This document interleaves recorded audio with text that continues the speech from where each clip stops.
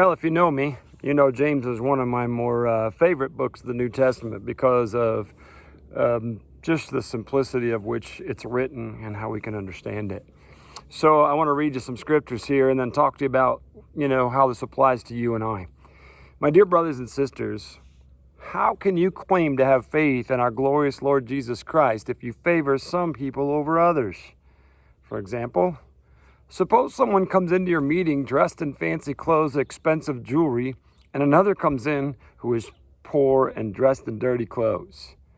If you give special attention and a good seat to the rich person, but you say to the poor one, you can stand over there or else sit on the floor, well, doesn't that discrimination show that your judgments are guided by evil motives? James chapter 2, verses 1 through 4. Now, we can kind of look past this for a moment because we're like, wow, I would never tell someone to sit over there or sit on the floor.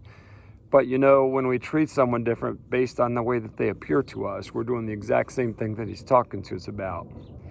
A lot of times when I'm working around, our house and working with the animals and things, I have learned to put on my old ripped up jeans because I have a tendency to mess up my good clothes. And the reason they're messed up, the ones that I wear when I do that, is because I've messed them up. But, they're ripped. They might have paint on them, different stuff like that, and they're pretty rough. And there are times when I have to run to the store or do something and I don't feel like changing, so I just wear those. And it is kind of interesting to see how people look at you and treat you when you're you look like that.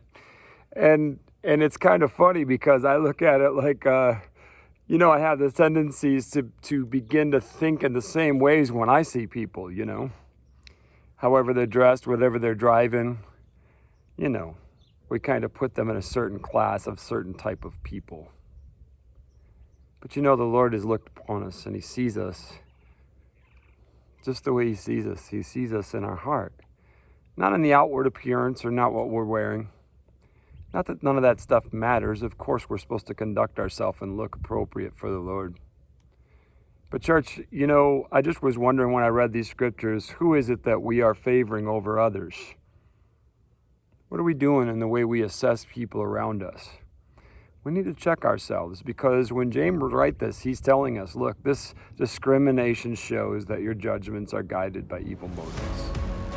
What are the motives that are guiding you in the way that you look at and treat the people around you? Let's be his church.